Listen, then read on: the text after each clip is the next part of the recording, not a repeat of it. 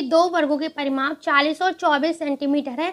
तीसरा वर्ग जिसका क्षेत्रफल, देखिए क्या कह रहा है, 2 वर्ग हैं जिनका परिमाप हमें दे रखा है। हमें 2 वर्गों के परिमाप दे रखे हैं। क्या दे रखा है? एक वर्ग का परिमाप 40 है और दूसरे वर्ग का 24 है, ये हमें दे रखा है। तो हम भुजा निकाल लेंगे ना। कह रहा है तीसरा वर्ग जिसका क्षेत्रफल इन दोनों वर्गों के क्षेत्रफल के अंतर के बराबर है, यानी इससे हम भुजा निकालेंगे। परिमाप होता है 4 इंटू भुजा। वर्ग का परिमाप निकालने के लिए फॉर्मूला होता है 4 इंटू भुजा, यानी इसमें 4 का गुणा हुआ है तो हम भुजा निकाल लेंगे। वर्ग की भुजा क्या रही होगी, इसमें 4 का भाग दे देंगे दोनों में, यानी भुजा होगी 10 और इसकी हो जाएगी 6।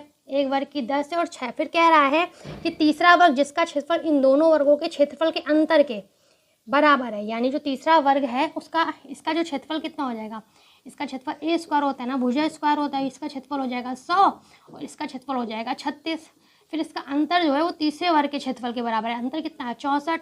तीसरा वर्ग का क्षेत्रफल यानी तीसरे वर्ग के क्षेत्रफल के, यानी इसका स्क्वायर जो है 64 है। तो ए भुजा निकालने के तीसरे वर्ग की भुजा क्या हो जाएगी? 8, यानी इसका रूट लेंगे ना, स्क्वायर हटा के रूट लेंगे तो 8 हो जाएगा। 64 जो 8 का वर्ग है।